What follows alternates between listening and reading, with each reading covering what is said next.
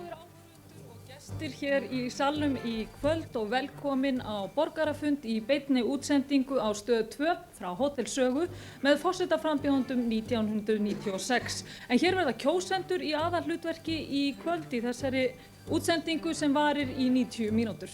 Og salurinn hér, súlna salurinn á Hótel Sögu svo gott sem orðinn sneisa fullur, fólk enn að streyma að og eins og Elín sagði þá verða áhorfendur hér kjósendur sem munu greiða atkvæði sitt næstkomandi laugardag eða svo gott sem eftir rúma viku vera hér í aðalhlutverki.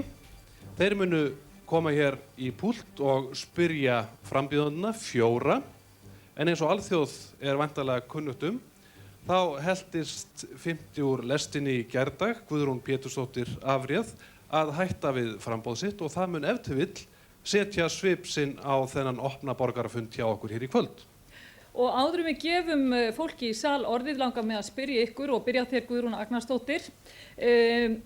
Finnur þú fyrir breytingu á þínum högum þar sem þú ert orðin fyrst eina konan segi ég sem eftir í framboði? Mér finnst mjög leiðinlegt að Guðrún Pétursdóttir hefur hætt í framboði.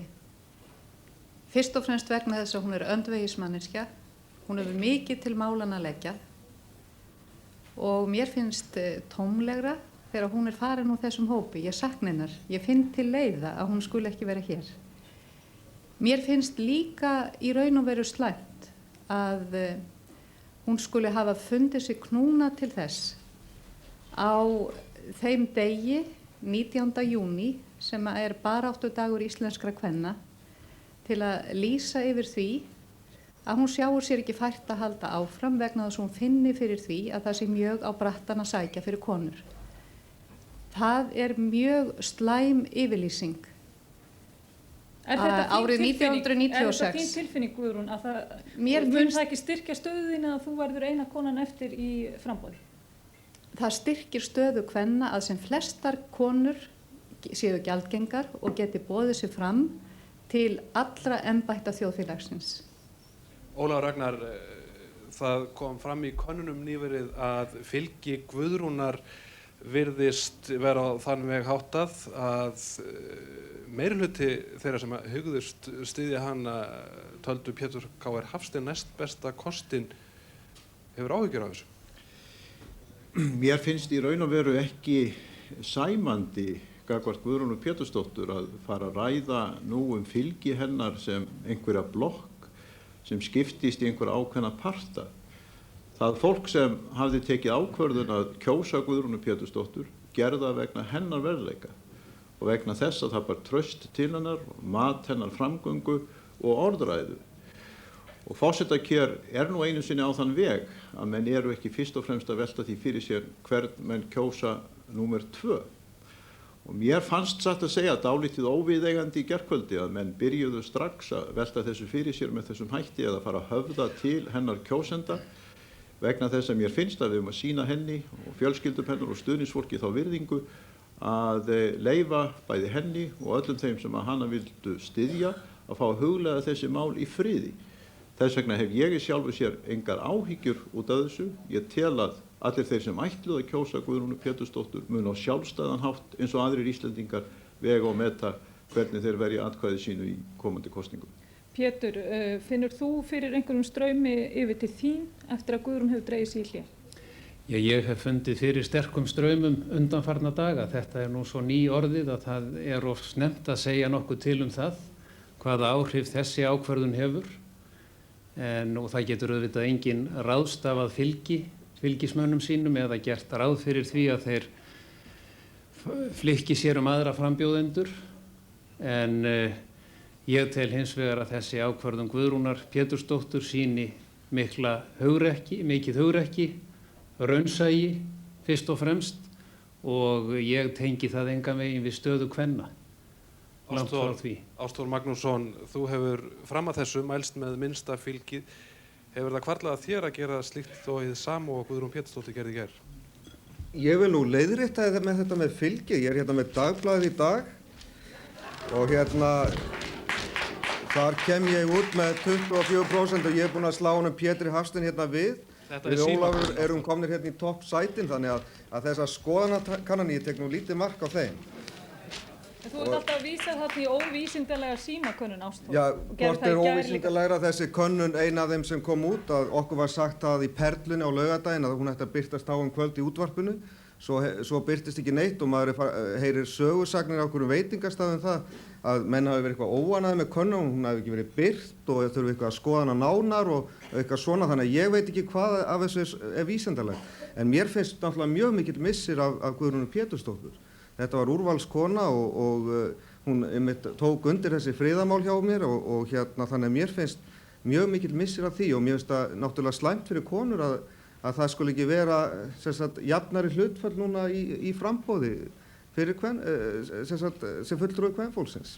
Segir Ástþór Magnússon, en eins og við gátum áðan þá verða gestir hér í sal á Hótel Sögu, nokkurn veginn í aðal hlutverki hjá okkur í kvöld. Kjósendum gefst nú tækifæri til þess að spyrja frambjóðendurna 4 beint allt sem þeim leikur hugur á að vita. Og fyrstur á mælendaskrá er lögmaður úr Reykjavík, Helgi Jóhannesson. Gjörðu svo vel. Já, góða kvöldi. Ég er með spurningu til Ólafs Ragnar Grímssonar. Nú er það nokkuð ljóst með við síðustu skoðanakannanir að sá frambjóðandi sem mun vinna þessar kosningar mun ekki hafa meirihluta þjóðarinnar á bak við sig. Þú ert, Ólafur, óvenju umdeildur maður og nokkuð víst að allavega hluti af þeim sem ekki kjósa þig, kannski stór hluti, mun ekki sætta sig við að sjá þig á forsetastól. Hefurðu ekki áhyggjur af því að þetta muni valda ófriði Bessastaði, ófriði sem getur eyðilagt embætti forsetans, þannig að það verði ekki það sameiningartákn þjóðarinnar allrar sem allir frambjóðendur hafa lagt áherslu á að það sé? Mér finnst það nú dálítið sérkennileg kenning sem kemur fram í spurningu þinni, að ég sem tvímælalaust hef langmesta breidd á bakvið mig, samkvæmt öllum skoðanakönnunum síðustu 2 mánuði, sé talin umdeildastur eða með þrengstan bakgrunn. Staðreyndin er svo að af öllu því ágæta fólki sem hér situr með mér að þá hefur hver könnunin á fætur annarri sýnt það að ég er eini frambjóðandinn sem hefur umtalsvert fylgi meðal sjálfstæðismanna, framsóknarmanna, alþýðuflokksmanna, alþýðubandalagsmanna í öllum landshlutum, öllum aldurshópum. Þannig að út frá því sem liggur fyrir í könnunum, eins og þú vékst að í þinni spurningu, þá sýnist mér svona fræðilega að ég hafi einn þessara frambjóðanda hugsanlega möguleika á því að hafa þverskurð af þjóðinni á bakvið mig. Ég ætla heldur ekki að fullyrða neitt það eins og þú hver úrslitin verða í lok næstu viku. En staðreyndin er að þótt að mikill munur hafi verið á fylgi þeirra forseta sem við höfum kosið. Kristján fékk, ef ég man rétt, milli 60 og 70%, Vigdís rúm 30% og Ásgeir 45–46%, þá hefur það ekki ráðið úrslitum það hvort að þeir forsetar hafi getað þjónað þjóðinni vel. Auðvitað er mönnum heitt í hams í kosningum, það liggur í hlutarins eðli. En ég hef sannfærst það á fundum mínum að það er ekki ástæða til að óttast það að ég geti ekki líkt og annað ágætis fólk sem hér situr í frambúði orðið það sameiningartákn fyrir þjóðina sem aðrir forsetar hafa verið. Pétur, nú hafa Íslendingar átt því láni að fagna að geta sameinast forsetan eftir harða kosningahríð. Telurðu að ef að einhver kollega þína yrði kosin að þú gætir með heilum huga fylgt þér á bakvið viðkomandi?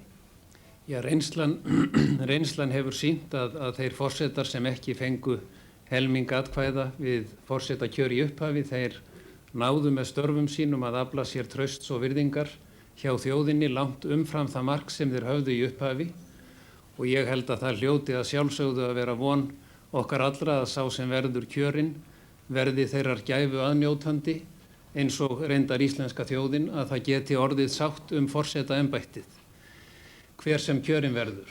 Ég vil hins vegar nota þetta tækifæri til þess að láta þá skoðun í ljósi að þótt svona hafi tekist til með fyrri forseta, þá tel ég mjög brýnt að huga að því að sá háttur verði tekin upp hjá okkur að það verði 2 umferðir í forsetakjöri.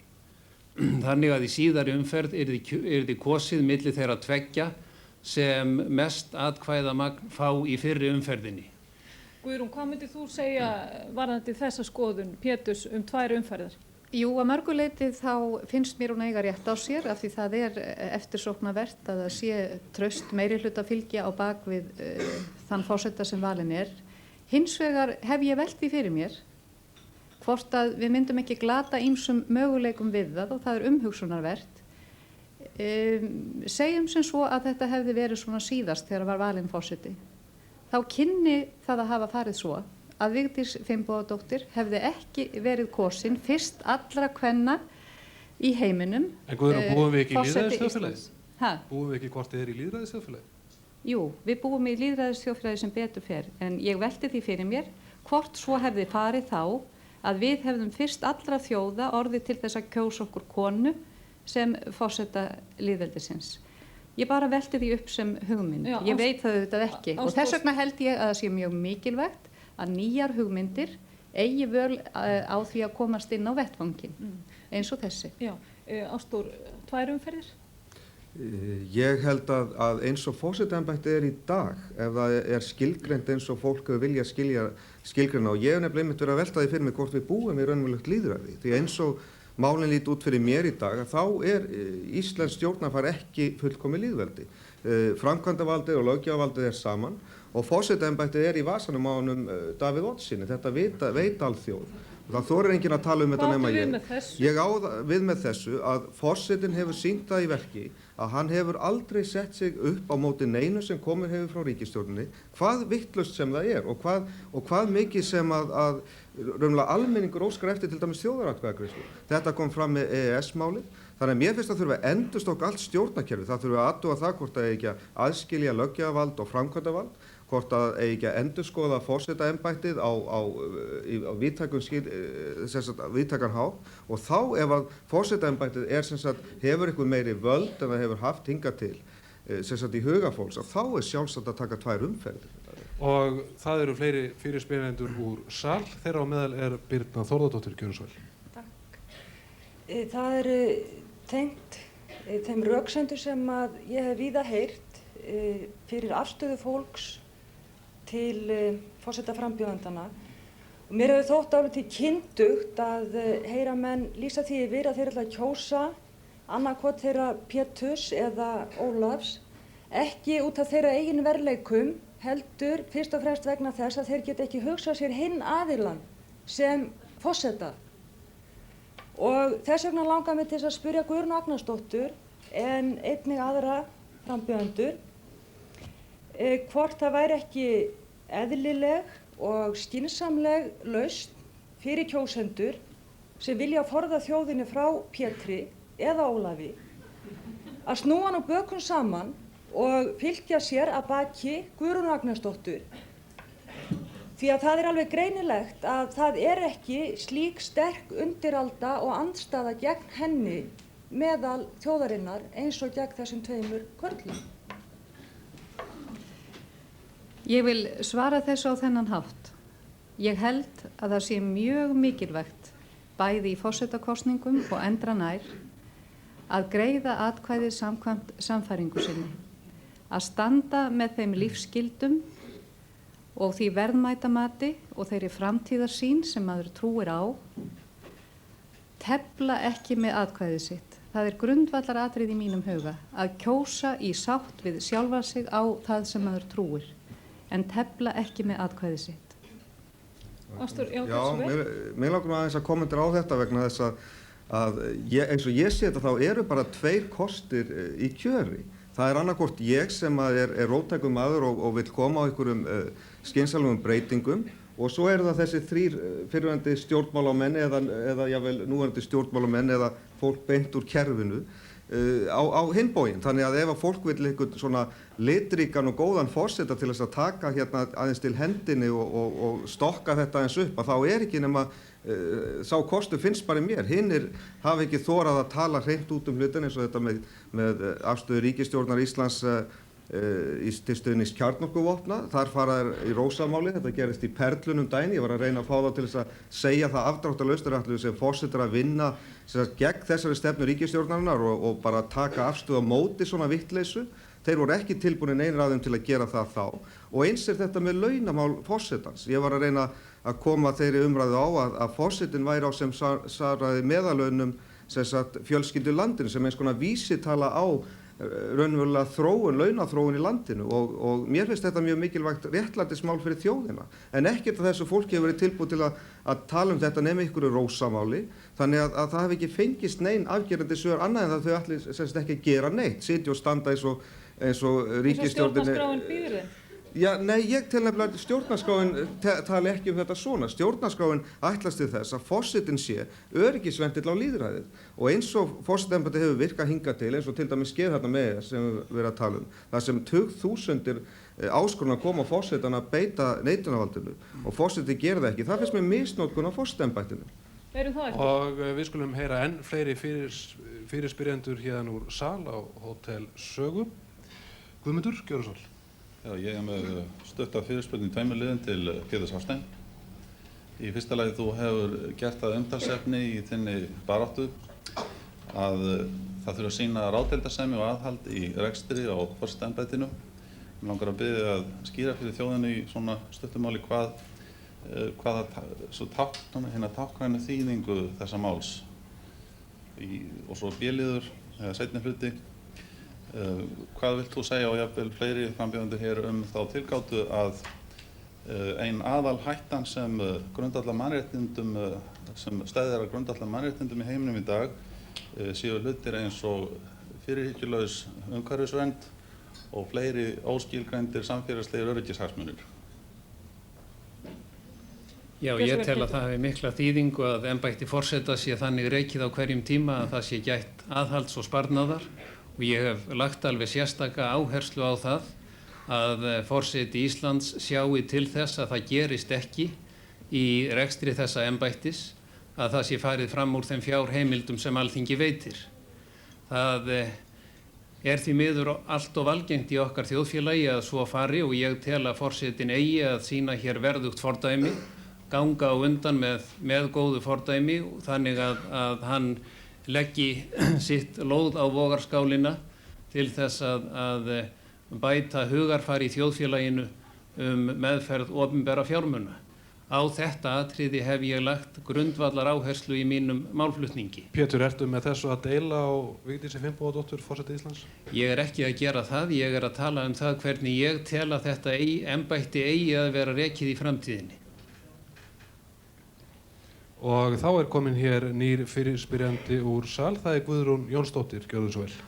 Já, ég með 2 stuttar spurningar sem að krefjast ekki langra að svara, en mig langar að biðja alla frambjóðendurnar að svara þeim samt. Fyrri spurningin lítur að mannréttindamáli. Eins og ykkur vantarlega kunnugt að þá það nú orðið heyrir til mannréttindabrota að beita fólk, konur og börn kynferðislegu ofbeldi. Þannig að ég ætla ekki að spyrja ykkur afstöðu ykkar til þess. Ég þykist þess fullviss að þið eruð öll andvíg kynferðislegu ofbeldi. Það sem mig langaði til þess að varpa til ykkar er spurning um það hvað þið, hvert og eitt, ef að þið verðið hvert ykkar sem kjöri verður, mynduð gera konkrét, áþreifanlegt og örstutt til þess að styðja baráttu gegn kynferðislegu ofbeldi. Þetta fyrri spurningin. Seinni spurningin lítur að öðru máli og þá tekið mér það bessaleyfi að taka upp spurningu sem var varpað út á öldur ljósvakans til ykkar frambjóðenda af Illuga Jökulssyni á dögunum, en ég hef ekki heyrt neitt svar frá ykkur við þeirri spurningu og óska þess vegna eftir að þið svarið henni. Og hún lítur að svokölluðu biskupsmáli. Það sem að Illugi lagði út af var svo ákvörðun ríkissaksóknara að falla frá ákæru vegna meintra meiðyrða í garð biskups Íslands og hann vildi meina að þar með væri sýnt að það hefði ekki verið neina forsendur til þess að bera fram ákæru og að þetta hefði ekki verið meintar ávirðingar heldur raunverulegar sem var að ræða og hann varpaði fram þeirri spurningu, ég man hana nokkurn veginn rétt, hvernig tilfinning, hvernig að ykkur fyndist það að hugsa til þess að eitt af því fyrsta sem að þið þurfið að ganga í gegnum, hvert ykkar sem verður nú kjörið forseti, er að taka við Guðs blessun úr hendi biskups Íslands, herra Ólafi Skúlasyni. Takk. Guðrún, ef þú vildi byrja að svara þessu. Já, fyrir spurningin, ég held einmitt að áhrifavald forseta Íslands sé mikið og þá skiptir máli hvað forseti segir, hvað forseti gerir, hvað hann skipar sér í sveit. Og ég vil verða forseti og málsvari allra sem í landinu búa og þess vegna myndi ég vilja skipa mér í sveit þeirra sem vinna að þessum málum, vera þáttakandi og sýnilegur þáttakandi og stuðningsaðili við þá sem að vinna að því að sinna þeim sem verða fyrir kynferðislegu ofbeldi eða fremja það. Ég held að það sé mjög mikilsvert að vera sýnilegur málsvari. Þannig myndi ég vilja taka á þeim málum og leggja þeim lið þannig að tekið verði eftir því. Varðandi síðari spurninguna, þá hef ég nú satt að segja ekki hugleitt þetta, ég heyrði þetta ekki í útvarpinu, en mér barst síðan spurningin. Forseti ákveður ekkert í sambandi við embættistöku sína, það eru aðrir sem skipuleggja það og forseti hefur ekki í raun og veru val það hvernig hún fer fram.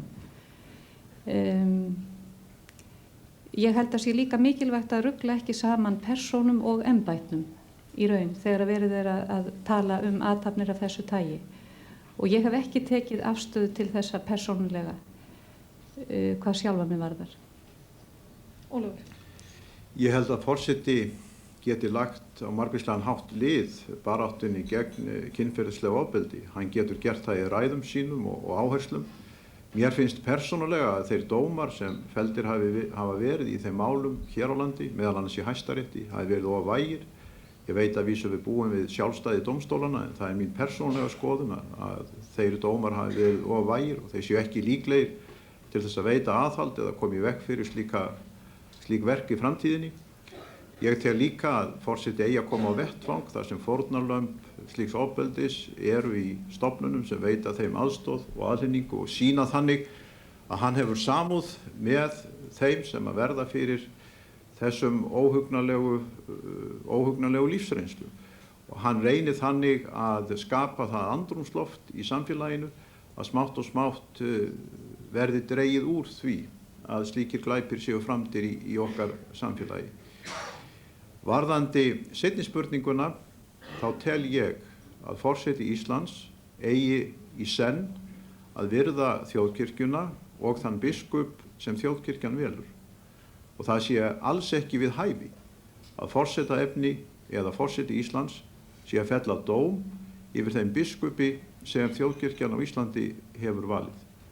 Og þess vegna mun ég ekki, þrátt fyrir atbeina Illuga Jökulssonar, telja það rétt að svara spurningu af þessu tagi og mun að sjálfsögðu taka við þeirri blessun sem biskup hinnar íslensku þjóðkirkju telur við hæfi að bera fram við embættistöku forseta ef að þjóðin felur mér þann trúnað. Pétur, ef þú myndir svara Já, það er auðvitað ljóst að forseti getur með margvíslegum hætti lagt lið baráttu gegn ofbeldi í þjóðfélaginu, kynferðislegu ofbeldi eins og öðru ofbeldi og hann hefur fyrst og fremst tækifæri til þess með málflutningi sínum, áherslum og áhrifum sem að hann getur beitt. Að því varðar biskup Íslands þá finnst mér í rauninni alveg fráleitt að ætlast til þess að forseta frambjóðendur gerist dómarar þær sakargiftir sem á biskup Íslands eru bornar. Biskup Íslands situr í sínu embætti og hefur embætti skyldum að gegna og meðal þeirra skyldna atbeini hans að innsetningu forseta Íslands. Þannig að það óviðurkvæmilegt að mínu áliti að telja að forsetaframbjóðandi eða sá sem kjörinn verður forseti eigi að leggja það til að önnur tilhögun verði heldur en verið hefur. Ástór. Já, í sambandi við ofbeldi þá ég náttúrulega í framboði til þess að vekja athygli á nauðsyn þess að við tökum á þeim ýmsum ofbeldisvandamáli sem eru að skapast í okkar þjóðfélagi og við þurfum gjarnan að líta bara tilbaka síðustu mánuði til þess að sjá hvað það er orðið slæm reynsla hér á landi, sem hefur komið af ýmsum kvikmyndum og annað sem er að leiðast yfir okkur með þessu nýju sjónvarpsstöðvum.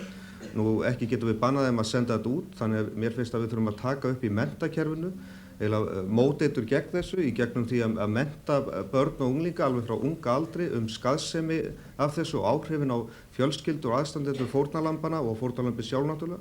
Þannig að mér finnst að þarna þurfa að gera mikið verk. Nú í sambandi við biskupinn þá ætla ég ekki að verða fyrsti maðurinn til að kasta steininum. Ég tel að við öll sem að göngum á jörðinni, við erum öll misjafnlega syndug og ég er alveg viss það að biskupinn er ekkert syndlaus maður frekar en ég og aðrir sem hér sitja og ég held að sé einmitt mikilvægt fyrir fólk að íhuga það að biskupinn er boðberi vissra trúarstefnu. Hann er ekki trúinn, hann er boðberi, hann er að flytja okkur vissan boðskap og við megum ekki kannski rugla því alveg saman við innihald trúarinnar. Guðrún, ertu sáttu svörin sem þú hefur fengið? Að hluta til. Ég hefði viljað fá nákvæmari svör, meira eitthvað sem ég geti gripið og sagt þetta sögðu forsetaframbjóðendurnir á fundinum á Sögu að þeir ölluðu að gera til þess að berjast gegn kynferðislegu ofbeldi. Ég er ánægð að heyra góðan vilja, mér finnst það skipta miklu máli. Varðandi seinni spurninguna þá verð ég nú að segja alveg svo að mér fannst frambjóðendurnir allir víkja sér undan henni með misjafnlega líbrum hætti, en ég var ekki að biðja ykkur að fella dóm yfir biskupi. Ég var að endurtaka spurningu Illuga Jökulssonar að því mér finnst hún vera þess virði að við gefum henni gaum hvernig það leggst í ykkur, hvernig tilfinning ykkar er gagnvart, ekki að þið felldu ykkur dóm yfir hvort að hann er sekur eða saklaus eða neitt eða annað atriði varðandi þetta mál. Ég var að spyrja ykkur persónlega ykkar persónulegu tilfinningu. Segir Guðrún Jónsdóttir, en við skulum víkja öðrum málum, kannski að Guðrún nafnaðinn fá að svara þessu örstutt. Já, mér langar bara að bæta því við að ég held að það sé akkur í því að þiggja blessun frá öllum sem vilja blessa mann og gera það með góðum huga. Segir Guðrún Agnarsdóttir, en það eru fleiri fyrirspyrjendur úr sal, þeirra á meðal er Rúna Hauksdóttir, gjörðu svo vel. Ég langar að biðja frambjóðendur að tjá sig þau ummæli og þau umræður sem verið hafa í kosningabaráttunni, þess eðlis að það geti engin kona tekið við að Vigdísi forseta og það sé kominn tími til að fá karlmann á Bessastaði og kannski sérstaklega í ljósi þess að 4 forsetum lýðveldisins hefur aðeins einu sinni verið kona og kannski í beinu takti við ummæli Vigdísar sem haft var eftir henni í sjónvarpinu í fréttunum og kannski að Guðrún Agnarsdóttir myndi byrja. Ef ég mætti kannski aðeins stýra þessu, svo þetta fari nú ekki alltaf sömu röðina hérna, ef ég mætti biðja þig Ólafur að svara þessu fyrst, er kominn tími til þess að karlmaður komist til valda á Bessastöðum? Nei, ég sjálfsögðu ekki og það er fullkomlega óeðlilegt að ræða forsetakjör með þeim hætti að það eigi að vera kona áfram af því að það voru svo margir kallar áður eða það eigi að koma karl af því að það var kona núna. Ég er nú alinn upp í miklum jafnréttisanda á mínu heimili daglega og þekki þess vegna mjög vel viðhorf bæði eiginkonu minna og dætra til þessa efnis. Ég held að hafi aldrei hvarflað okkur á mínu heimili að líta á þetta forsetakjör út frá því hvort karl eða konu væri að ræða. Og satt að segja vona ég að við séum komin það langt í jafnréttisbaráttunni að við getum metið einstaklingana sem bjóða sig fram óháð því hvert kynferði er. Ég vona minnst og góðst að þeir sem kjósi mig vegna eiginleika minna en ekki vegna þess að ég er karlmaður og ég vona Guðrún Agnarsdóttur vegna að menn kjósi hana vegna eiginleika hennar en ekki vegna þess að hún er kona og þannig á þetta auðvitað vera og vonandi verður það líka þannig og mér finnst að setja umræðuna í það ljós sem að þú varst aðeins að gera í raun og veru vera að viðurkenna það að við séum ekki búin að ná jafn langt í jafnréttisbaráttunni eins og við erum þó búin að ná. Varðandi ummæli Vigdísar þá finnst mér nú eiginlega ekki við hæfi að við séum að tjá okkur ummæli hennar og fara að blanda henni með þessum hætti inn í kosningabaráttuna. Já, hún hefur náttúrulega kosið sjálfa að hafa þessu ummæli nákvæmlega þetta atriði þannig að það er ekkert óeðlilegt að þið séu spurt. Já, ég hef nú bara heyrt þetta lauslega í fjölmiðlum en ég trúi því ekki að Vigdís sé að blanda sér inn í kosningabaráttuna en ég þarf að lesa það áður en ég trúi því. Pétur Kári Hafstein, einn stuðningsmanna þín að norðan heiða lét þessu ummæli einmitt falla fyrir all nokkru að það væri eðlilegt að karlmaður taki við af konu. Ertu honum sammála? Nei, ég lýsti því nú strax yfir í fjölmiðlum að ég væri honum ekki sammála að þessu leyti. Ég tel það auðvitað alveg ljóst að kona jafn vel hæf til þess og karlmaður að taka við embætti þjóðhöfðingja. Vigdís Finnbogadóttir hefur einmitt sýnt það og sannað með áþreifanlegum hætti að kona jafn vel í stakk búin og karlmaður og ég tel að þjóðin velji sér þjóðhöfðingja eftir allt öðrum forsendum og lögmálum heldur en kynferði. Ástþór. Mér finnst þessi umræða bara út í hött ef ég að segja eins og konur náttúrulega alveg jafngildir og karlar alveg jafngildir og konur í svona embætti og ég búinn að lýsa því yfir að mér finnst það eru tveir kostir í framboði. Það ég sem ekki úr neinum stjórnmálafylkingum eða með neina tauma eða strengi í neina valdhafa í landinu og get gegnt þessu embætti hispurslaust og ákveðið og af réttsýni og svo eru hinir þrír frambjóðendur sem eru mismunandi hátt úr kerfinu. Ef ég tek nú aðeins upp hanskan fyrir kvenréttindakonum, hvað eru margar konur í ríkisstjórn Íslands? Það nú til dæmis bara ein. Þannig að... Já, ég var að lýsa því yfir að mér finnst alveg út í hött að vera að tala um það að kynferði skipti máli. Þannig að ég skora á konur að taka meiri þátt inn í stjórnmálum. Ég tel að konur séu mjög hæfar í því og ég vil endilega sjá fleiri konur, mér þykir vænt konur. Guðrún Agnarsdóttir, þú hefur farið víða undanförnum vikum. Hefurðu beinlínis fundið fyrir þessari skoðun meðal fólks að það sé komin tíma á karl? Nei, ég hef heyrt þessa umræðu. Ég hef ekki heyrt hana mikið á vinnustöðum þar sem ég hef komið, en ég hef heyrt þessa umræðu og mér finnst á vissan hátt að hinir hafi vikið sér undan því að svara þessu umræðuna sem heyrist í þjóðfélaginu. Ég fagna því hverjar skoðanir þeirra eru. En þessi umræða hefur heyrst og nýlega hefur einn félag okkar úr þessum hópi hætt þáttöku sinni í þessari kosningabaráttu einmitt vegna þess að hún upplifir og skynjar að það sé á brattan að sækja fyrir konur. Er það vegna þess að hún kona? Að hún hættir? Hún talaði það að sér fyndist erfitt að halda þessari baráttu áfram sem kona vegna þess að það væri ákveðið mótbyr gegn konum. Einmitt vegna þess sem að fyrirspyrjandi kom með að það væri komin tími á karl ef til vill, svo umræða gengi í þjóðfélaginu. Og það þetta alveg fáránlegt að kona sem stendur sig vel skuli ekki geta rutt brautina fyrir aðrar konur. Og ég veit ekki til þess að þjóðin hafi verið andvaka yfir því hvernig Davíð Oddssyni færist það úr hendi að feta í fótspor Steingríms Hermannssonar. Þannig að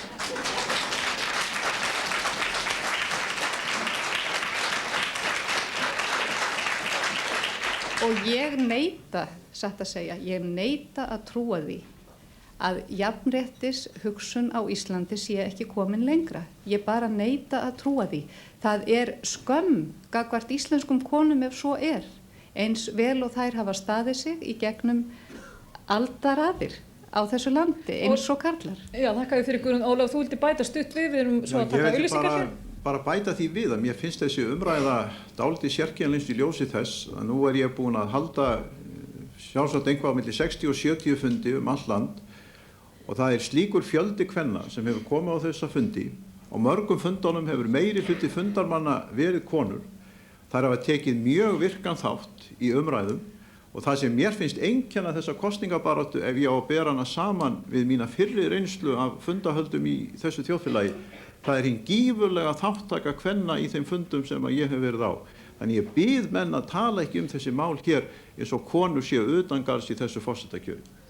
Þakka ég fyrir Ólafur. Hér býður Sigurður Pétur Harðarson í púlti eftir að bera fram spurningu til frambjóðenda. Við tökum hins vegar stutt auglýsingahlé en komum aftur að vörmu spori.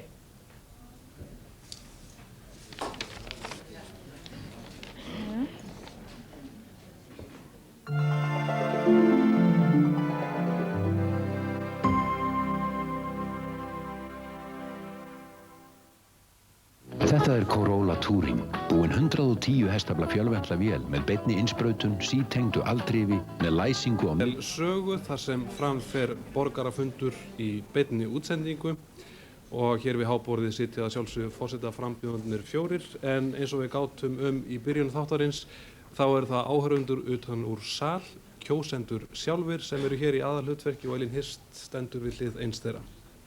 Já, sem við byrja á því að þakka kærlega fyrir góða mætingu hér í kvöld. Hér er þétt skipaður salurinn og ég vil þá bara gefa þér orðið, Sigurður Pétur. Gjörðu svo vel. Eins og alþjóð veit þá hefur Soffía Hansen staðið í skelfilegri baráttu við að framfylgja íslenskum úrskurði forræði yfir dætrum sínum á tyrknesku grundu í heil 6 ár. Mín spurning til allra frambjóðandanna er þessi: á eða má forseti Íslands skipta sér af slíkum málum sem þessum, þar sem að máli snýst eingöngu íslenska ríkisborgara, þar sem þau eru öll íslenski ríkisborgarar? Og í öðru lagi, ef að þið komist til valda á Bessastöðum, væru þið þá reiðubúin að ljá þessu máli lið eða öðrum sem við að sjálfsögðu vonum að komi ekki upp af sama toga?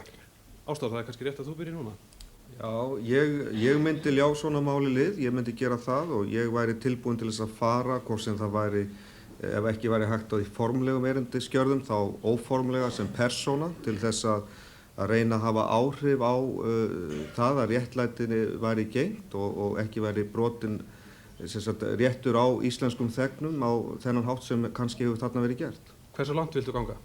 Já, ég myndi ganga það langt að ég myndi reyna að banka upp á, ég er nú orðinn vanur að banka upp á ýmsum stöðum og ég myndi reyna að banka upp á og reyna að ná tali við menn og það verði gert allt til þess að hægt er að leysa málið með sanngjörnum hætti. Pétur Káar Hafstein, hér er spurt bein afskipti af afmörkuðu máli á forseti erindi á þeim vettvangi. Ég tel að forseti Íslands bæði eigi og megi láta sig varða mannréttindabrot af því tagi sem hér er að ræða og hann hafi tækifæri til þess að leggja því lið, koma sjónarmiðum sínum á framfæri við stjórnvöld í viðkomandi ríki. Hann getur að sjálfsögðu ekki haft áhrif á dómsvald og meðferð dómsmála þótt við séum ekki sammála eða fellum okkur við þann gang mála sem að þær hefur orðið, en ég tel engu að síður að hann geti lagt sitt lóð á vogarskálina. Ólafur Ragnar, ef þú yrði kjörinn, myndirðu þiggja opinbera heimsókn til Tyrklands? Ég held ég myndi hugsa mig aðeins en þó held ég að forseti Íslands gæti í heimsókn til Tyrklands komið á framfæri við yfirvöld í Tyrklandi sjónarmiðum íslensku þjóðarinnar. Og ég tel tvímælalaust að forseti geti beitt áhrifum sínum, bæði beint og óbeint og persónulegum, til þess að gera tyrkneskum stjórnvöldum skýra grein fyrir því að mál Soffíu Hansen og dætra hennar snertir ekki aðeins örlög íslenskra ríkisborgara, heldur spurning það hvort að Tyrkland á heima í mannréttindasamfélagi Evrópu. Ég hefði til dæmis talið það koma til greina að forseti Íslands hefði verið í forsvari sendinefndar Íslands á Habitat-ráðstefnunni í Tyrklandi, gagnger til þess að nota tækifæri til þess að koma á þann vettvang með óbeinum hætti en þó til þess að geta talað þessu máli. Ég tel líka að forsetin geti virkjað þau tengsl sem hann hefur víð lönd til þess að fá ráðamenn annarra ríkja til þess að koma hliðstæðum sjónarmiðum á framfæri, þannig að Tyrkir finni það að mál Soffíu Hansen er ekki bara prófsteinn hvað snertir íslenska ríkisborgara, heldur líka stöðu Tyrklands í mannréttindasamfélagi heimsins. Guðrún, getur forseti haft forystu á þessu sviði? Verður hann ekki verið í takt við ákvarðanir til dæmis utanríkisráðherra? Jú, en ég vil ítreka og undirstrika einmitt þennan þátt að forseti sem er málsvari mannréttinda bæði á og má beita sér í málum eins og þessum og þá í samvinnu við yfirvöld utanríkismála sem að hafa haft afskipti af þessu máli. Þetta er eins og fyrirspyrjandi lýsti búin að vera skelfileg raun í mörg ár og þetta mál hefur fordæmisgildi. Það er prófsteinn, ekki bara á hvað varðar Ísland, heldur hvað varðar réttarfar almennt og mannréttinda almennt. Ég held að forseti eigi að nýta vigt sína og þyngd og persónuleg tengsl og hafa forystu það að virkja einmitt þau tengsl sem að forseti á annar staðar til þess að þrýsta á tyrknesk yfirvöld og stjórnvöld í þessum efnum. Ég held að sé sjálfsagt mál og væri mjög þarft og brýnt og myndi hjálpa mörgum öðrum. Við skulum fá fleiri fyrirspyrjendur utan á salnum. Þakkum Sigurði Pétri fyrir. Já, næsti fyrirspyrjandi hér í pontu er Friðrik Þór Guðmundsson, blaðamaður. Gjörðu svo vel. Takk fyrir Elín. Mér langar til að beina 2 fyrirspurnum að Pétri K.R. Hafstein og fá svarið við fyrirspurninni fyrst. Hún er svo felld. Mér leikur forvitni á að vita af hverju þú sagði þig úr stjórn tónlistarskólans á Ísafirði, úr sóknarnefndinni og sagðir af þér í yfirkjörstjórn. Hver voru tilefni allra þessar afsagnar? Já, ég sagði mig ekki úr stjórn tónlistarfélags Ísafjarðar. Ég hefði gegnt þar formennsku í 2 kjörtímabil og ég taldi ekki ástæðu til þess að sú seta yrði lengri. Ég var áfram félagi í því félagi og studdi það áfram með ráðum og dáð og geri enn í dag. Ég sagði mig úr yfir kjörstjórn Vestfjarðakjördæmis vegna ágreinings við landskjörstjórn eins og kunnugt er. Ég veit ekki hvort til þess ætlast að ég fari að rifja upp þann ágreining í einstökum atriðum. Nei. Nei, og þriðja spurningin var sóknarnefnd. Það var sóknarnefndin, já. En já, þú ættir að hana eftir og út af fyrir sig þá mikið talað afsagnir úr yfirkjörstjórnum þessa dagana, þannig að það er allt í lagi að þú myndir tæpa á ástöðinni. Já, það var ágreiningur við yfirkjörstjórn að því leyti að hún taldi að yfirkjörstjórn Vestfjarðakjördæmis sem að ég veitti forstöðu hefði ranglega hafnað framboði sem barst of seint að mínum mati. Framboði borgarflokksins? Já, og á þetta gæti ég ekki fallist. Og sóknarnefndin þá? Já, það gerði ég vegna þess að það var ágreiningur kirkjumálefni sem að ég vildi ekki taka frekari þátt í og þess vegna taldi ég eðlilegt að fara úr sóknarnefndinni. Rekstu illa í stjórnum? Nei, það ger ég ekki. Ég hef verið í fjölmörgum öðrum stjórnum og það hefur allt gengið prýðilega. Ég hins vegar hafði í öllum þessum tilvikum rökstudda ástæðu til þessara ákvarðana. Nú, síðari spurningi frá mér er svohljóðandi. Í bréfi frá 7. júní 1991 ritaði þú sem sýslumaður fyrir vestan bréf til stjórnar Landssambands lögreglumanna. Það sem þú sakaðir þessa forystumenn lögreglunnar að hafa með óbilgirni og þvergirningshætti stofnað til vandræða í hinum ýmsu lögregluliðum landsins. Hvernig stóð á þessu hvassyrta bréfi og ertu enn á sömu skoðunum forystu Landssambands lögreglumanna?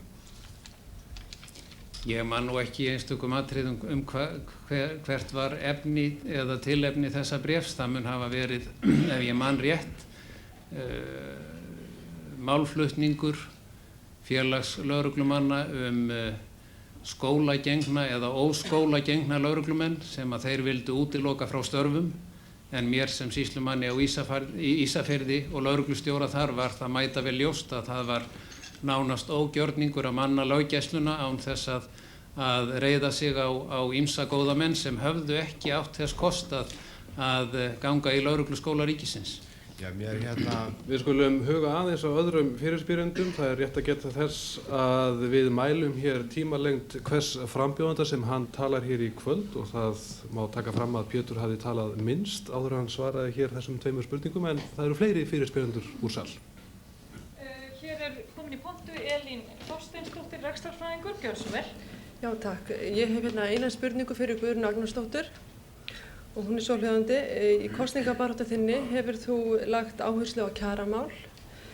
Hvernig hyggst þú sem forseti beita þér í kjaramálum án þess að blanda þér í kjaradeilu launþega og vinnuveitenda? Ég tek undir með þér. Það er ekki hlutverk forseta að hækka launin í landinu. Það er ekki hlutverk forseta að standa í kjaradeilum. En það er hlutverk forseta að tala máli mannréttinda. Það vorum við öll sammála hér áðan. Hver er munurinn? Það eru mannréttindi í mínum huga að fólk geti séð fyrir sér á dagvinnulaunum. og jafnframt haft tíma fyrir fjölskyldu sína og tekið þátt í þjóðlífinu. Ég spyr hver er munurinn á því að blanda sér í mannréttindamál og launamál annars vegar, ef það eru mannréttinda að hafa í sig og á? Ég ætlaði að koma að því núna, hvernig, með því að tala fyrir því, með því að benda á að það er ólíðandi í siðmenntuðu þjóðfélagi að bjóða fólki upp á lífskjör af þessu tagi, með því að vera málsvari þeirra sem að geta ekki séð fyrir sér á dagvinnulaunum, með því að benda á það að það er mælikvarði á siðmenningu og það er í raun brot á mannréttindum, með því að hafa vakandi auga með gildum eins og þessum að það séu mannréttindi að geta séð fyrir sér, ekki með því að benda á leiðirnar eða vera manneskjan sem að stendur í kjaradeilunum, heldur að vera málsvari þeirra sem að þurfa að geta séð fyrir sér og tryggja það að þessi gildi séu virt í samfélaginu. Mér ógnar svo þróun sem ég hef séð á vinnustöðum undanfari sérstaklega á félagsmálastofnunum að það er vaxandi fjöldi fólks sem að getur ekki séð fyrir sér en leitar ásjár félagsmálastofnana og það er slæm þróun og hún getur leitt til stéttskiptingar í þjóðfélaginu sem ekkert okkar er sæmt af og við viljum ekki sjá. Þannig myndi ég vilja beita mér með því að vera málsvari, með því að vera sýnilegur málsvari og vörður þessara gilda í samfélaginu. Ertu sammála þessu, Ólafur? Ég held að forseti Íslands geti gegnt margvíslegu hlutverki í að styrkja lífskjörin og bæta þau í landinu. Forsetaembættið er mikilvægt tæki til þess að reyna að auka þjóðartekjur okkar, efla útflutning og sækja meiri björg í okkar bú og þannig getur forsetaembættið lagt því lið að við höfum meiri möguleika til að bæta kjörin í landinu og mér finnst það að vera misskilningur sem ég heyri suma halda fram að forsetaembættið sé nánast utan við lífskjarabaráttuna í landinu og ég tel reyndar líka að forsetinn geti í málflutningi sínum lagt áherslu á það að það verði að jafna kjörin, það verði að koma til hugarfarsbreyting í okkar samfélagi með kannski líkum hætti og Vigdís knúði fram hugarfarsbreytingu gagnvart náttúruvernd og öðrum slíkum þáttum og þess vegna þó forsetinn semji ekki beint og fari ekki með formlegt vald í kjarasamningum þá getur embættið orðið öflugur liðsmaður með margvíslegum hætti í því að treysta lífskjörin í landinu og jafna þau. Nákvæmlega með hvaða hætti öðrum heldur en að halda ræður?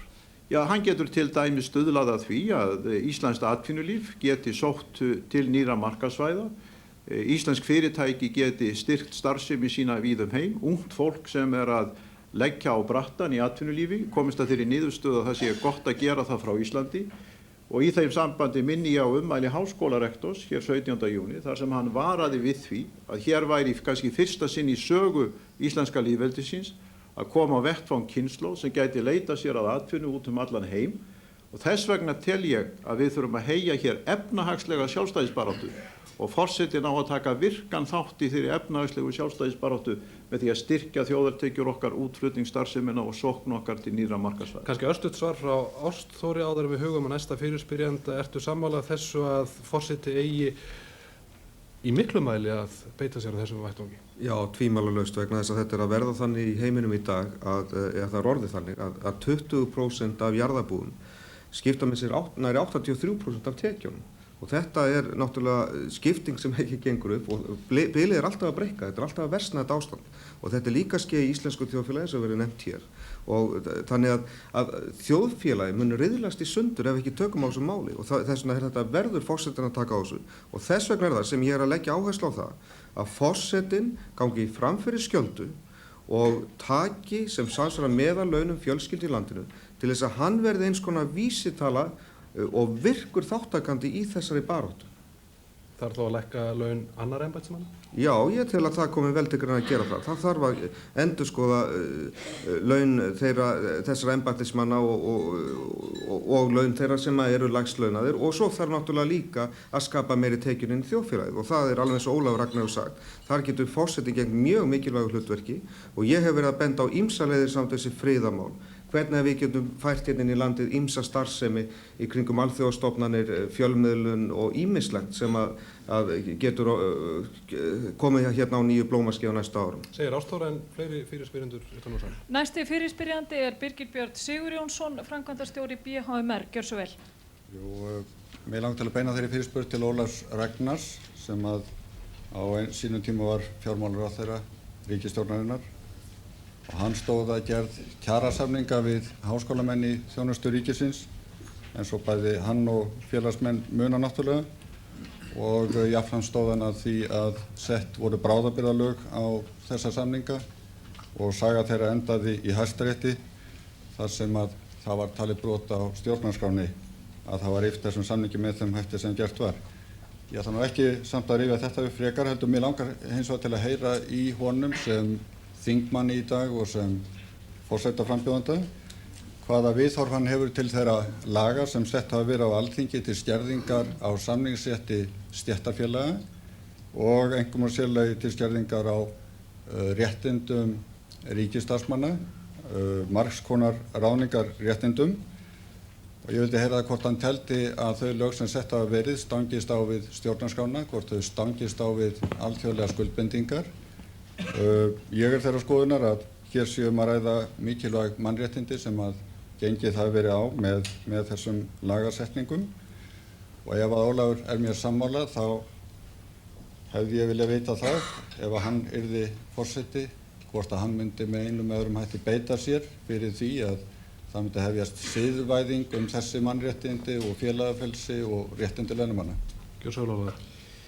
Já, fyrst vil ég leiðrétta það að ég sat ekki á þingi þegar þetta frumvarp var til umfjöllunar og tók þess vegna ekki með neinum hætti þátt í meðferð þess á þingi. Og ég hef lýst þeirri skoðun áður og get gert það aftur hér að ég tel að samkvæmt þingræðisskipan okkar stjórnarskrár þá sé það í verkahring Alþingis að setja lög af því tagi sem þarna var gert og ég tel ekki að forsetinn hafi samkvæmt stjórnskipunni í raun og veru réttindi til þess að vísa frumvarpi að því tagi til þjóðarinnar. Frumvarpi tók þar að auki verulegum breytingum í meðferð þingsins, þannig að þau lög sem endanlega voru samþykkt voru töluvert öðruvísi heldur en það frumvarp sem upphaflega var lagt fram. Og ég sé þess vegna ekki að í þessum lögum sé efnisástæða til þess fyrir forsetann að stíga fram á þann vettvang og blanda sér með formlegum hætti inn í afgreiðslu þess máls. Við megum ekki gleyma því að í okkar stjórnskipan þingræðisreglan mikilvægur þáttur og þó við séum að ræða forsetakjör hér að þá það fyrst og fremst á þessum vettvangi þar sem Alþingi ræður för en ekki forsetinn. Mætti ég bara bæta við spurninguna? Örstutt, já. Að ég átti nú alls ekki við það að það beitt málskots ákvæðinu til þess að fara með þessi lög til þjóðarinnar heldur. Hér að ræða mikilvæg mannréttindi og forsetaframbjóðendurnir hafa einmitt talað mikið það að þeir myndu beita sér fyrir því að bæta mannréttindi víða heim og jafnvel hér á landi. Ég hefði áhuga fyrir að heyra hvort að forsetaframbjóðendinn sæi hér einhvern leik á borði að vinna að hagsmunum og réttarstöðu launafólks. Hefur vinnumálafrumvarpið með mannréttindi að gera? Að sjálfsögðu það mikilvægur þáttur í nútíma mannréttindum að frjáls samningaréttur sé á vinnumarkaði og að þau félagasamtök sem menn koma sér saman bæði launafólk og vinnuveitendur geti með frjálsum hætti bæði ákveði sitt skipulag, sína starfshætti og sína samningagerð.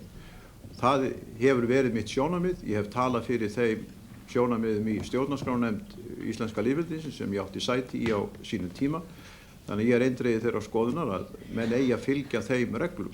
Ég tel hins vegar ekki við hæfi að fara að útskýra hér í einhverjum smáatriðum að hvað leyti ég telji það frumvarp sem endanlega var afgreitt sem lög ganga á skjön við þessi atriði. Ég tel tvímælalaust að Alþingi hafi haft rétt samkvæmt okkar stjórnarskrá hvað sem mönnum finnst persónlega til þess að samþykkja það. Pétur Kári Hafstein, örstutt á forseti með einhverjum hætti að tjá sig störf Alþingis á hann einhver tíma að gefa út yfirlýsingar ef honum finnst gengið út á laginu? Já, forseti hefur til dæmis tilefni og tækifæri til þess að tala til Alþingis við setningu Alþingis og þá eru vitaskuld ýmis mál sem að forseti getur bryddað upp á og fært fram sín sjónarmið og vakið máls á. Hann á auðvitað ekki að blanda sér með beinum hætti í þau mál sem Alþingi er að fjalla og á að taka ákvarðanir en hann getur vitaskuld komið sínum sjónarmiðum á framfæri og það tel ég að hann eigi að gera og það má kannski alveg sérstaklega í þessu sambandi nefna ýmis mál sem að varða grundvöll okkar þjóðskipulags. Forsetinn samkvæmt stöðu sinni nokkurs konar útvörður stjórnarskrárinnar, þannig að það stendur í rauninni engum nær en honum að vekja máls á ýmsu því sem betur má fara í okkar stjórnarfari og stjórnskipun, þótt það sé auðvitað þannig að Alþingi, meiri hluti Alþingis á hverjum tíma, taki hinar pólitísku ákvarðanir. Hversu langt má hann gangi í þessum efnum?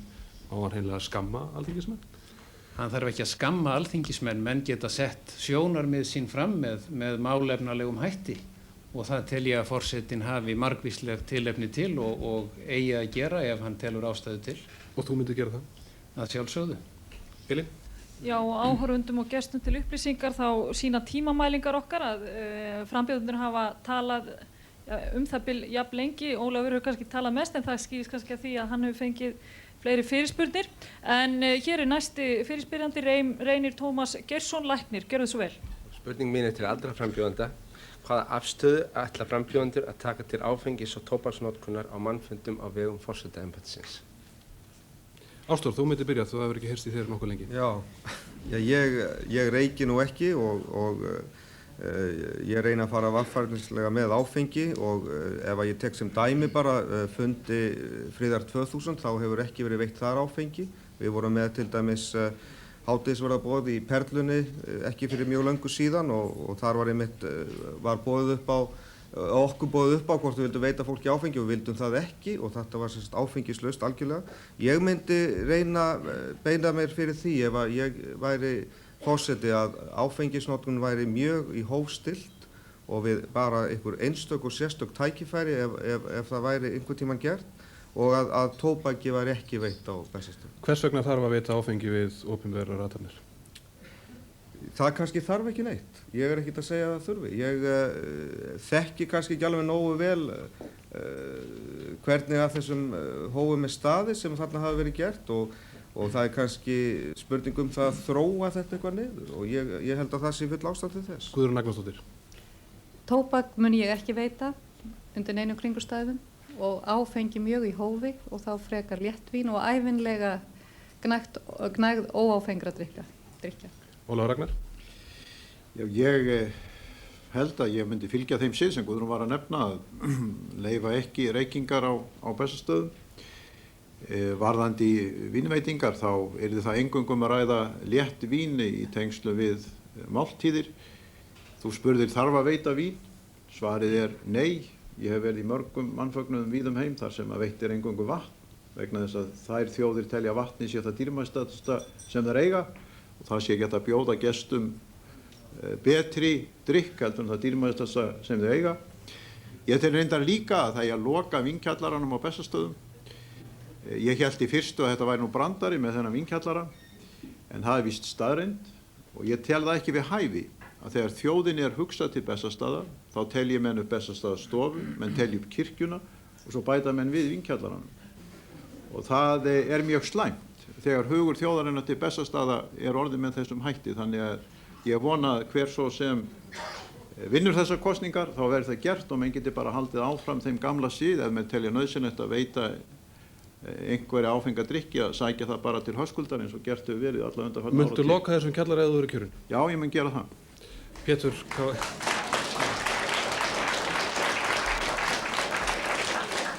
K.R. Hafsteinn, það hefur myndast ákveðin hefð í þessu sambandi, muntu rjúfa hana?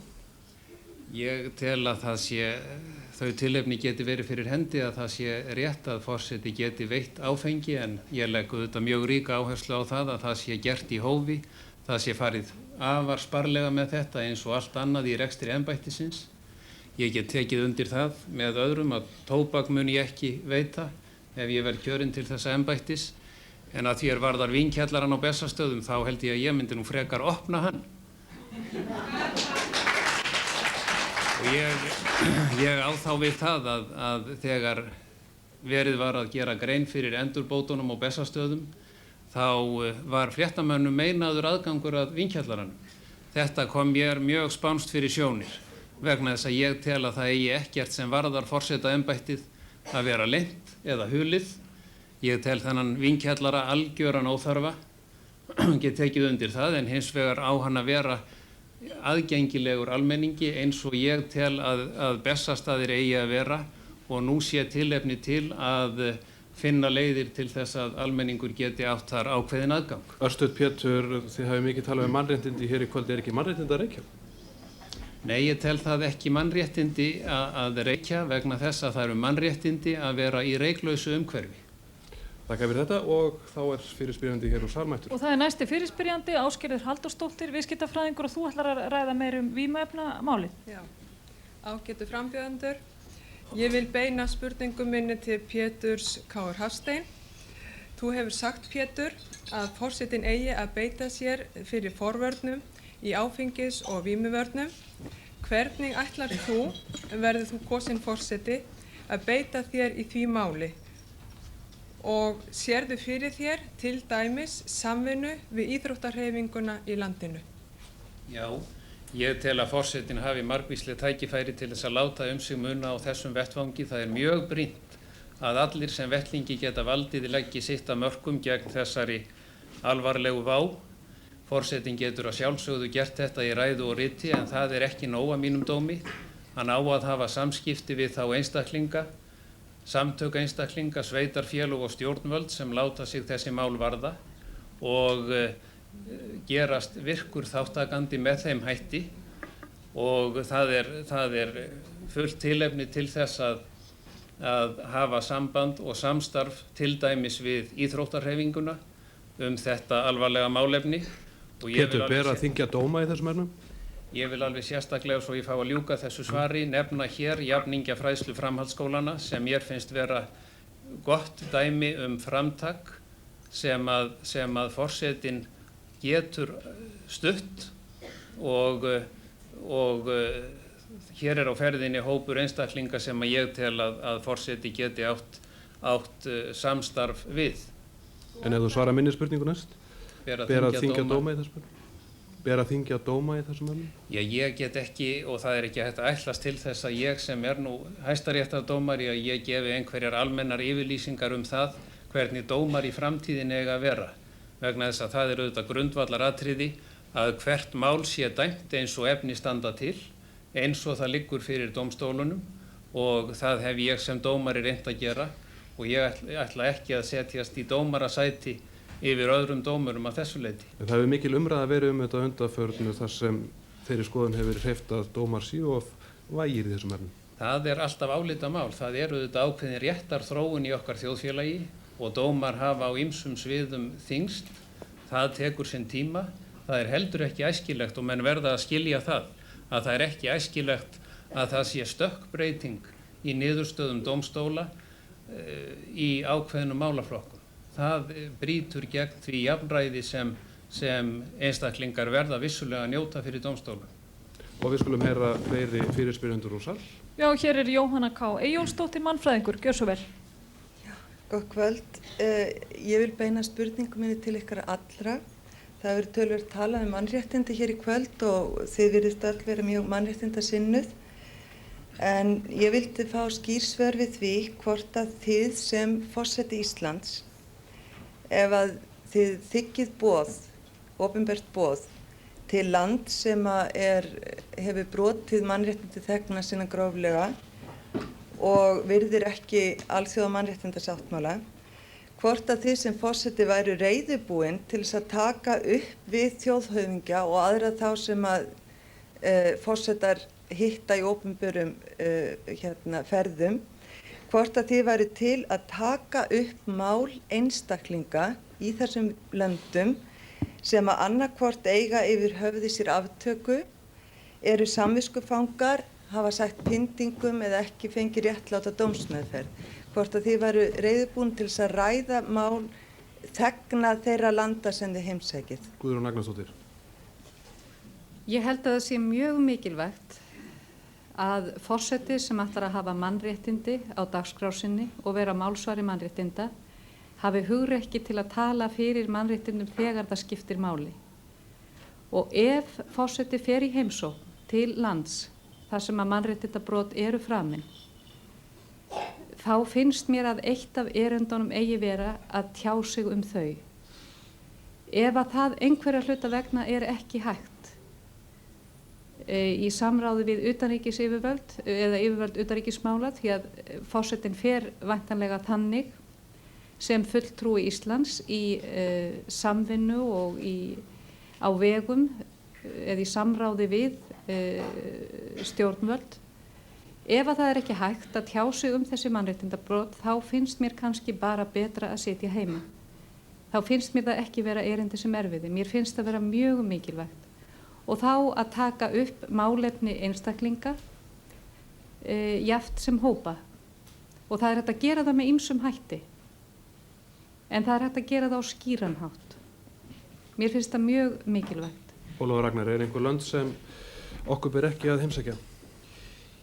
Já, almennt er í þeirra skoðunar að samræða milli þjóða og samskipti stuðli að mannréttindum og því meiri sem samskiptin er í veröldinni, því meiri líkur séu á því að mannréttinda virðing breiðist út heiminn allan. Ég hef ekki trú á því að það þjóni hagsmunum þeirra sem berjast fyrir mannréttindum að einangra lönd, hvorki viðskiptalega eða stjórnmálalega. Og ég er eindregið þeirra skoðunar að ef það er talið að forseti geti lagt lið einstaklingum sem hafa verið pyntaðir, eiga yfir höfði sér aftöku eða er í fangelsi ævilangt, að hann taki mál þeirra upp, þá eigi hann að gera það. Og ég hef reyndað að varpa fram þeirri hugmynd að Ísland taki í fóstur, ef maður orða það svo, ákveðna þætti hinni alþjóðlegu mannréttindabaráttu sem eigi að geta auðvelda forsetanum að tala máli þeirra einstaklinga sem þjást vegna slíkra aðferða.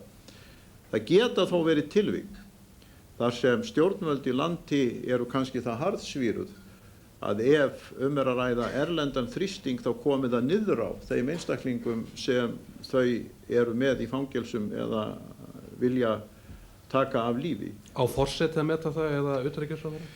Ég tel þeir eigi að gera það í sameiningu vegna þess að ég tel að mannréttindabarátta Íslendinga sé ekki einkamál utanríkisráðherra eða ríkisstjórnar heldur málefni þjóðarinnar allrar og þess vegna eigi forsetinn að geta talað máli mannréttinda við hvert sem er. Ástór Magnússon svarar næst þessari spurningu. Þú hefur viljað ganga nokkuð langt í þessum efnum, nefnt Nígeríu og fleiri lönd sem þú vilt fara til og kippa málum í lið. Já, ég er náttúrulega gagngert í þessu framboði til þess að vekja athygli á mikilvægi þess að Ísland taki þetta mál upp og ég tel að forsetaembættið eigi að beita sér alveg sérstaklega fyrir því næsta kjörtímabil að til dæmis að koma þessum fundi á Þingvöllum árið 2000 og þar verði sérstaklega tekið á þessum mannréttindamálum. Og ef ég væri forseti þá myndi ég leitast við það að vinna svona starf að tala þessi mál. Auðvitað myndi ég reyna að gera það á einhvern hátt þannig að það kæmi ekki niður á einstaklingunum í landinu sem ég væri að tala máli fyrir. Ég myndi náttúrulega reyna að nota þannig aðferðir við það að ég geti hitt í mark á þess að skaða þann málstað sem ég er að vinna fyrir. Þannig að þetta yrði honum einungis til framdráttar. Og ég tel að Íslendingar við höfum svo mikla sérstöðu að vera svona vopnlaus þjóð, hafa búið við frið í mörg hundruð ár og rauninni búa við mikið betri mannréttindi en margar aðrar þjóðir, að við virkilega erum afl sem að gæti gjörbreytt heimsmyndina hvað þessu varðar. Pétur Gári, er ekki erfitt að vera tákgrænt að þessu leyti? Getur þú til dæmis nefnt mér land þar sem mannréttindi eru ekki brotin? Já, það er víða pottur brotin í heiminum, það er alveg rétt og þetta er kannski fyrst og fremst þá spurning það hvort Ísland ætlar að hafa stjórnmálasambönd við þau lönd þar sem mannréttindi eru gróflega brotin.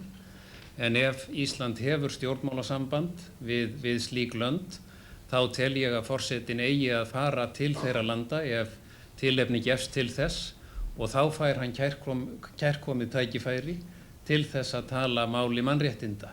Og ég tel að það sé alltaf hægt að gera það. Forsetinn eigi ekki að setja fyrir sig til dæmis einhverja hugsanlega viðskiptahagsmuni sem kynnu þá að vera í húfi. Hann eigi þvert á móti að láta sína skoðun í ljósi og ræða þau mála fullri einurð við þá leiðtoga sem taka á móti honum. Hvað áttu við með einurð? Láta sína skoðun í ljós og umbúðalaust? Umbúðalaust að sjálfsögðu og þá í umboði þjóðarinnar vegna þess að ég gerir ráð fyrir því að þegar að forsetinn lætur slíka skoðun í ljósi að þá hafi hann traustan bakhjarl hér heima. Elín. Já, og næsta spurning kemur frá Daniel Þorgeirsinni. Gjörðu svo vel. Jú, þakka þér. Spurningin minni er beint til þín Péturs. Ég veit sjálfur við þessari spurningu sem er já og þú einnig líka Pétur. En getur þú með góðri samvisku sagt fólkinu hér í salnum og fólkinu sem situr heima og horfir á ykkur, er þín kosningabarátta stutt af Sjálfstæðisflokknum? Og áður þú svarar, fyrirgeðu, ég var heiðblár frá því ég kom á ykkur þangað þar fyrir 2 vikum síðan. Var það vegna þess að ég var á fundi hjá vissum mönnum og þar var þetta rætt. Og meðal annars voru þessi sömu menn sem að beindu þeim spjótum að halda uppi róburði og öðru slíku gegn Ásþóri Magnússyni. Ég hef samkvæmt þeim skoðanakönnunum sem nú liggja fyrir mjög öflugan stuðning fjölmargra sjálfstæðismanna og að sjálfsögðu ég þakklátur fyrir það og ég vona að ég fái stuðning sem allra flestra og vissulega hef ég líka öflugan stuðning úr öðrum stjórnmálaflokkum. Ég hef ekki sóst eftir stuðningi Sjálfstæðisflokksins sem slíks og ég veit ekki til þess að Sjálfstæðisflokkurinn hafi tekið sérstaka afstöðu til míns framboðs og ég kannast ekki við þennan áburð sem þú berð hér fram að mínir stuðningsmenn eða þeir sem vilja með einhverjum hætti lýsa yfir stuðningi við mig leggi sig sérstaklega fram ódrengilegan málflutning í garð Ásþórs Magnússonar né annarra frambjóðenda. Ég hef þvert á móti lagt mjög ríka áherslu á það við þá sem mig vilja styðja að þessi barátta sé drengileg og heiðarleg og ég undirstrika það alveg sérstaklega að það ekkert annað sæmandi embætti forseta Íslands. Pétur, þú hefur nefnt það að þú viljir ekki vita hverjir styðja þeim með beinum fjárframlögum. Er þér alveg sama? Vitaskuld þurfa allir frambjóðendur að leita til einstaklinga og fyrirtækja stuðning í einhverju formi og það eru vitaskuld fjölmargir aðilar sem að hafa lýst yfir stuðningi við mig eins og nú komið á daginn. Ég hef sagt það einungis að það hópur stuðningsmanna sem heldur utan fjármál framboðsins og reikningshald og ég þarf ekki og ætla ekki að vita fjárhæðir einstakra framlaga. En þú veist hverjir það eru? Ekki endilega. Þeir sem hafa gefið sig fram opinberlega og lýst yfir stuðningi, málefnalegum stuðningi, að sjálfsögðu veit ég þá, en ég veit ekki hvað hver maður lætur af hendi rakna og ég vek alveg sérstaka athygli á því að ég hef sagt það opinberlega áður og ég mun gera grein fyrir fjármálum framboðsins, hvernig framlög koma frá einstaklingum og fyrirtækjum og hvernig fjármunum varið og ég hef sett ákveðið hámark á framlögin, lagt svo fyrir við mína stuðningsmenn að það verði ákveðið hámark á því. Þannig að hafandi spurningu þessa manns í huga þá veistu ekki ennþá hvort að Sjálfstæðisflokkurinn styður þig með beinum fjárframlögum? Ég veit ekki til þess að hann styðji mig með beinum fjárframlögum, slíkt hef ég aldrei heyrt né nokkurn ávæning slíkt. Ásþór, ef þú svarar þessu, hverju styðja þína baráttu? Er þér nokkurn veginn sama? Viltu fá peninga allstaðar að? Já, sjálfsögðu. Ég stofnaði nú þetta félag Fríðaland HF sem hefur staðið fyrir að reka þessa baráttu, þessa auglýsingaherferð, fyrst friðamálin og svo kosningabaráttuna og þetta opið félag og ég vil náttúrulega skora á alla sem að gangi það nema ég verð náttúrulega að vara fólk við núna vegna þess að auglýsingafyrirtæki Júrek búið að fara fram á gjaldþrotaskipti á þessu fyrirtæki þó að skuldi ekki neinu manni neitt og það virðist vera að það hefur verið notað þarna eða sé verið að reyna að nota, það nú ekki komin einn gjaldþrotaskipti ennþá en mér skilst að séu reyna að koma slíku á og það virðist verið að reyna að misnota réttakerfi til að koma svona á og mér finnst það alveg furðulegt og með eindæmum sækja ef að hægt að lýsa fyrirtæki gjaldþrota með upplognum og tilbúnum kröfum fyrirtæki sem skuldar engum neitt, vil leggja áherslu á það, fyrirtæki ekki með neina skuldir og skuldar þessu Júreka fyrirtæki, akkurat ekki krónu. Þannig að mér finnst þetta mjög furðuleg málsmeðferð og lögfræðingar sem við höfum látið kíkja á þetta, þeir hrista bara hausinn og bíða átekt að sjá hvað skeður. Þakka fyrir Ásþór og Elín hér með fyrirspyrjanda utan úr sal. Þakka fyrir Sigmundur. Mér langar kannski aðeins að spyrja ykkur nánar með reikningshaldið og bækurnar þegar þið ætlið að birta þær eftir kosningar. Hversu nákvæmt verður það yfirlit? Verða það bara einhverjar, hvað maður að segja, samtalstölur þar sem ekkert sundurliðað eða verður eitthvað á þess að græða fyrir fólk sem vill fylgjast með fjármálum frambúðana? Ólafur. Það verður gert af hálfu endurskoðenda eða í samráði við endurskoðenda þannig að það verði aðgengilegt og augljóst. Það ekkert að fela í sambandi við fjáröflun míns frambúðs. En verða skilgreind einstök framlög frá fyrirtækjum eða einstaklingum? Ég hef satt að segja ekkert rætt það við fjármálahópinn sem stendur að baki mér. En ég alveg viss þetta allt mjög vandað og heiðvirkt fólk og ég alveg viss að það verður gert á sómasamlegan hátt. Hvað segir þú, Ólafur? Ja, við ákváðum einmitt að gera þetta með þeim hætti að stofna formlegt félag sem að stæði að þessu samkvæmt þeim lögum sem í landinu og það félag hefur sérstaka stjórn, sérstaka skipulagsskrá sem að liggur opinberlega fyrir. Við leitum eftir framlögum frá einstaklingum og rekstraraðilum og reynum að sækja það sem víðast, sem hundruðum og þúsundum skiptir allt land og ætlum okkur að reyna að gera sem ítarlegasta grein fyrir því þegar kosningabaráttunni lokið. Já, það þýðir það sem sé að það verður gætt nafnleyndar eða verður hægt að sjá hver lagði fram einstök framlög? Já, sjálfu sér höfum við kannski ekki tekið afstöðu til þess en megin þorrið þessara framlaga nú svo litlar upphæðir að það held ég að skiptir kannski litlu máli. Mikið af þeim líka í formi happdrættisölu þar sem að verður mjög erfitt að rekja það mjög nákvæmlega. Við höfum vísu gefið þeim aðilum sem að óskað hafa eftir að fá sérstakar kvittanir, formlega kvittanir fyrir þeirra framlögum og þau gögn liggja öll fyrir hjá okkar rekstraraðila. Pétur, menn hafa velti fyrir sér að þetta allt saman mjög göfug markmið að birta tölur eða semst reiknisald frambúðana en menn spyrja sig líka að því verður eitthvað á þessu að græða?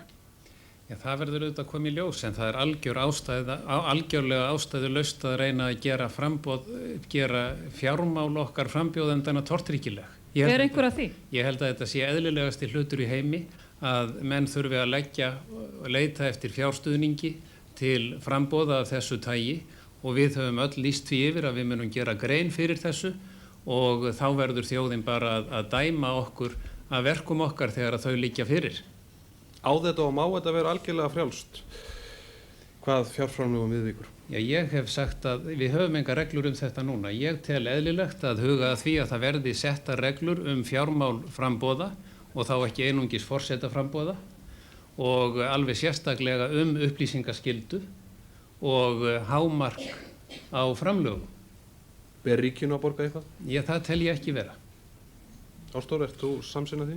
Já, ég held að það væri hægt að leysa þetta mjög einfaldan hátt og það væri hægt að leysa þetta þannig að ljósvakamiðlarnir sem að starfa undir útvarpsleyfi, þeir hefðu til dæmis vissa skyldu að láta frambjóðendum með vist magn af mínútum til þess að kynna sig og sitt framboð og þá getur þetta verið annað ykkur sérstökum dagskráliðum eins og Stöð 2 hefur reynda verið með eitthvað og eins í auglýsingatímum og þetta myndi leysa þetta mál á mjög einfaldan hátt vegna þess að þá þyrfti ríkið ekkert að vera að leggja neitt stórfé í þetta, frambjóðendur getur komið sínum málstað á framfæri, það þyrfti ekki að vera að ángra þjóðfélagið og þjóðfélagsstegnana með einhverjum framlögum og mér finnst það mjög slæmt ef að fólk kemst í stöður hér á Íslandi sem og annars staðar í heiminum fyrir atbeina einhverja verslunarjöfra í viðkomandi þjóðfélagi. Það mjög hættulegt lýðræði. Guðrún, erum við einhverju leyti komin í það kerfi að þeir ríku komist einir að?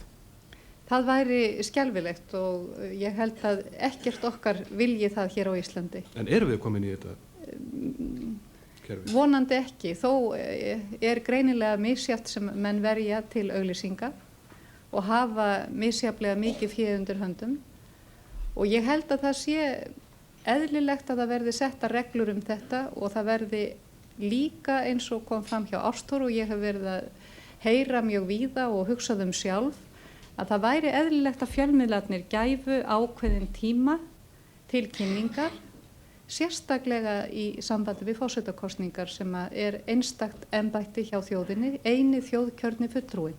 og það verða að vera lýðræðislega reglur þannig að allir eigi aðganga því að bjóða sig fram í þetta embætti og fjármagn má ekki ráða. Við skulum bara hugsa aftur í tíman og sjá hvort að margir af þeim sem hafa gegnt þessu embætti hefðu getað það ef þeir hefðu þurft að reiða fram mikið fjármagn til Já, þess. en það nú kannski rétt að minna það er nú yfir það sem hefur gerst á Stöð 2 að frambjóðendur hafa fengið 10 mínútur í sinn hlut á besta útsendingatíma. Já, ég þakka fyrir það og það er mjög gott frumkvæði. Ég þakka fyrir það. Við rukkum ykkur ekki. En næsta spurning kemur frá Ingimar Sigurðsson fyrirgefingum og þurft að bíða lengi. Þú deildarstjóri, gjör svo vel. Ég er með spurningu til Péturs Hafstein.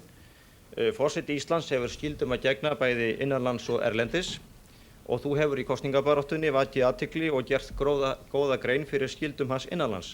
En spurningin er, hvernig ætlar þú, ef þú verður kjörinn forseti lýðveldisins, að sinna störfum þínum sem forseti á erlendum vettvangi?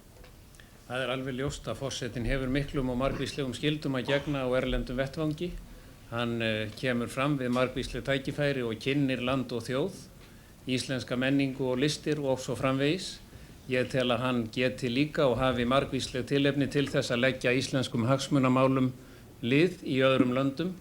Það tel ég að hann beri að gera og á þeim grundvelli að hann er forseti allra Íslendinga.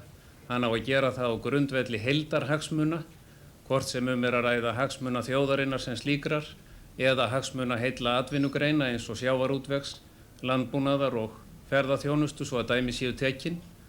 Núverandi forseti Íslands hefur gert þetta með miklum heiðri og sóma og ég tel að sá sem við embættinu tekur eigi að feta í þau fótspor. Ólafur Ragnar, ertu sammála þessu? Já, ég er auðvitað sammála þessu og ég fagna því nú satt að segja að það er komið til annar tónn í þessa umræðu meðal annars hjá Pétri heldur en var á fyrsta fundinum sem við sátum saman frambjóðendur. Þá voru ýmsir sem fóðu svona háðulegum orðum það að forsetin ætti nú ekki að vera að sinna viðskiptahagsmunum og leyfðu sér meðal annars að tala það að það ætti ekki að vera viðskiptaskrifstofa á Bessastöðum og annað af þessu tagi. Auðvitað er það þannig að okkar litla þjóð hefur ekki marga kosti í veröldinni. Við getum ekki haft þann stóra fjárhagslega bakhjarl eins og Bandaríkin, Frakkar eða Þjóðverjar. En forsetaembættið veitir íslenskum aðilum í atvinnulífi aðgang að mörkuðum, kaupendum og margvíslegum tækifærum. Og ég tel það satt að segja að vera eitt meginverkefni forsetans, nú þegar og sérstaklega í framtíðinni, að vera þannig öflugur liðsmaður, ekki bara einstakra atvinnugreina eins og Pétur var hér að nefna, heldur líka ungs fólk sem að koma á vettvang atvinnulífsins, nýrra fyrirtækja sem verður að stofna, þannig að forsetin geti lagt lið hverjum og einum sem vill fyrir Íslands hönd sækja fram í hinni hörðu alþjóðlegu samkeppni sem okkar litla þjóð þarf að heyja. Og ég fagna því satt að segja að það hefur orðað breyttar áherslur í kjölfar þeirrar umræðu sem orðið hefur hér í aðdraganda þessara kosninga að menn viðurkenna nú það sem menn voru tregir til að viðurkenna í upphafi þessara kosningabaráttu. Þessu fer að ljúka hjá okkur en við hleypum Guðrún og Ástþóri að. Já, ég vil aðeins bæta því við hér að við höfum haft mjög gott fordæmi þar sem að Vigdís Finnbogadóttir forseti er. Ég er ekki sammála því að forsetaembættið veiti aðgang að mörkuðum eða geti í raun og veru verið lykill. Viðskipta aðilarnir hér heima sjáum það sjálfur. Þeir prjóna sín sambönd, þeir hafa sín sambönd við aðila erlendis. En forseti getur greitt fyrir og veitt málum ákveðna þyngd og einmitt eins og talað var opnað leiðir og verið mikilvægur málsvari til þess að kynna það sem íslenskt er. Ég vil leggja áherslu á það að þetta er einungis sem stuðningur en forseti getur ekki verið Lykla, Pétur eða Ólafur eða Gunnar. Það gengur ekki. Fólkið er fullfært það sjálf sem stundar sín viðskipti hér á Íslandi, að finna sín samband. Lykla Pétur var nú mikilvægasti embættismaður í himnaríki. Jú, að vísu. Ástþór. Já, ég verð nú að segja að mér finnst Guðrún ekki alveg sjálfur sér samkvæmt því ég er að horfa á sjónvarpsauglýsingar þar sem hún er að tala það að forsetinn eigi að ryðja brautir í viðskiptum og ég tek undir það er alveg gífurlegt hagsmunamál fyrir svona eina stóra fjölskyldu eins og ég vil líta á okkur Íslendinga að forsetinn geri þetta og hann á einmitt að vera Lykla Pétur ef hann getur komið því við og opna dyr fyrir þjóðina út alla veröld. segir Ástþór Magnússon. Við þökkum honum ásamt Pétri K.R. Hafstein, Ólafi Ragnari Grímssyni og Guðrúnu Agnarsdóttur kærlega fyrir komuna hér í kvöld, svo og öllum þeim fjölda sem sá sér fært að mæta hingað á Hótel Sögu í kvöld. Það verður kosið eftir 9 daga. Þá kemur í ljós hvert þeirra verður næsti og jafnframt 5. forseti íslenska lýðveldisins. Við segjum þetta gott í kvöld, verið sæl.